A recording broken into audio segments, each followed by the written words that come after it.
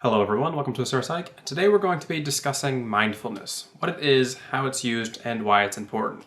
Mindfulness is a trait that is quite common in a lot of therapy methods when you're talking about psychology, and it's something that I think that despite being relatively simple is extremely important to know and understand if you're someone who's struggling with some sort of personality issue or mental health issue. Let's get into it.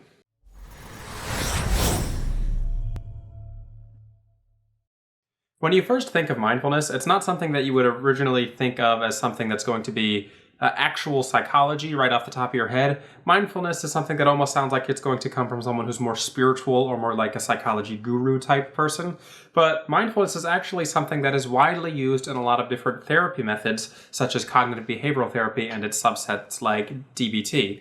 So what is mindfulness? Well, mindfulness is, as it sounds, it's just kind of being mindful and aware of your own state, whether this be your physical state, your emotional state, your mental state. Mindfulness is kind of being present in your own mind and body and being aware of how your mind and body are affecting the situation that you're in and the things that are going on in your life because of your emotional state, mental state.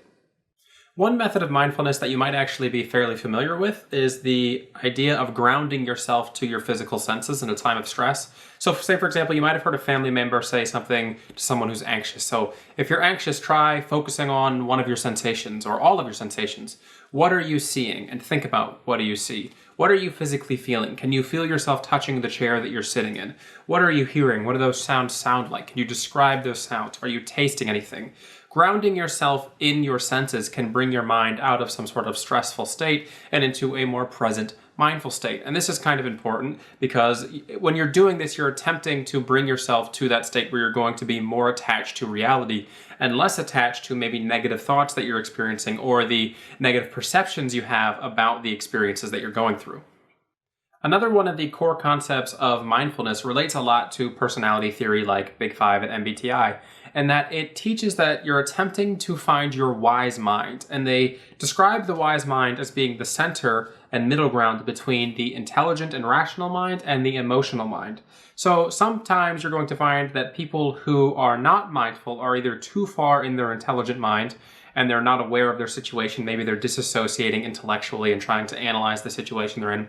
Or maybe they're in their emotional mind all the way and they're going to be someone who's overreacting emotionally to a situation without understanding the rational components that the situation has. And what mindfulness tries to teach is that it's important to find this middle ground between essentially thinking and feeling. And if you can find this middle ground, then you can be more presently aware of not only how you feel in regard to a situation, but also the intellectual and rational components that make up that situation. And if you can marry those two things, then you're more likely to be able to find a better outcome for you and other people who are involved. Another aspect that rises out of the philosophy of the wise mind from mindfulness is that it attempts to teach the idea that it's important to interact with situations in a way that's not immediately judgmental. Which is to say, you don't want to be immediately placing some sort of judgment on either others or yourself in regard to a situation, and it's better to kind of stop and analyze situations, especially if it's something negative, before you either react emotionally or with some sort of rational decision in relation to the event. So say, for example, you have somebody who's experiencing some sort of stressful event and they feel like they messed up in a situation. It's better for them to stop and say, okay, what are the components of the situation that I'm interacting with? Was this entirely my fault? Is there something that I could have done better? And is it going to be a good idea for me to beat myself up over this situation? Would it be better for me to stop and say, okay, wait, how can I learn from this? Can I be mindful of the mistake I made and move forward from this? Or you can stop and say, okay, maybe this other person isn't causing the issue as I initially thought they were. Maybe some of the blame is on me too, or maybe there's something externally that's influencing how we are and how we're working together that's causing this to mess up. And what can I do to attempt to analyze the situation to better come to a conclusion that doesn't have an immediate emotional or hyper-rational attachment? Just going to stop the video real quick to remind you all about Acorns. Acorns is an investing app that I've been using for a while now where you can take your money and put it into this investment app and account, and what it will do is it will invest this money into stocks and allow your money to build up over time faster than it would in a bank account with just interest alone. Because if you know, bank accounts usually have very, very low interest rates. But if you invest your money into stocks through this kind of automatic investing app, it will allow you to build your money faster.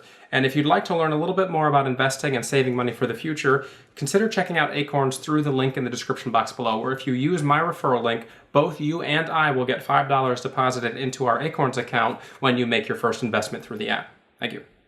In cognitive behavioral therapy and DBT, mindfulness is actually a skill that is taught to individuals who are struggling. It's not just something that they're expected to know on their own.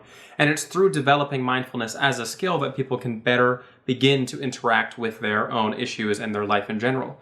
And a lot of the time, you'll find that mindfulness is a specific skill that is usually used with people who are experiencing over-emotionality. And if you wanted to look at this through the terms of, say, Big Five or personality in general, you could say they would be high in neuroticism, someone who's going to have a high emotional reaction, or maybe on the opposite end of that spectrum, a really low emotional reaction where they're going to be disassociating in some state. These are the kinds of people who are usually going to benefit most often from some sort of mindfulness training, because they're usually going to be semi-detached from the moment that they're in, whether through disassociation or immediate emotional reaction. And it's important for people who are kind of on the ends of these spectrums to learn these skills to be able to say, okay, I can stop and I can analyze the situation and I can really begin to understand it, and I can actually interact with it for what it is instead of having my initial biases towards either the people or the event itself. So how can you develop mindfulness? Well, it depends on how you want to approach that, because if you're attempting to develop mindfulness in some sort of clinical sense, let's say you're somebody who's going through therapy, then I can't help you there because I'm not trained to do that. But there are mindfulness skills that are going to be useful for even people who are not at the extremes of those spectrums, who need help in some sort of extreme type of way. And what mindfulness really focuses on overall is kind of just being present. And as I mentioned earlier, exercises like the sensation exercise, where you're trying to focus yourself in the present, can help. Maybe trying to watch something or watch TV, listen to a song, and actually pay attention to the thing that's going on instead of kind of drifting off into your thoughts can be seen as an attempt to build mindfulness. Doing these types of things where you're trying to interact with something for what it is. One person I talked to suggested listening to music and trying to really listen to the sounds of the song in and of itself, the lyrics, what they mean, and instead of trying to kind of disassociate and go into your own little imagination land alongside the song, really pay attention to the music in and of itself. A lot of these types of things can be related to developing mindfulness. Maybe you're tasting a food, and instead of just shoving food into your mouth and eating it to eat it, maybe pay attention to how it tastes, how the texture is, those types of things. So overall, there are a lot of different mindfulness skills that you can develop, and you can probably find some better exercises with a brief Google search. But as long as you're not trying to do something on the clinical level where you need someone to guide you through these skills, I think that being mindful and developing mindfulness skills is something that can be important to almost anyone, even if they're only struggling with some sort of minor problems. All right, everybody, I hope you've enjoyed this discussion on mindfulness, what it is, why it's important, maybe a little bit of how to develop it.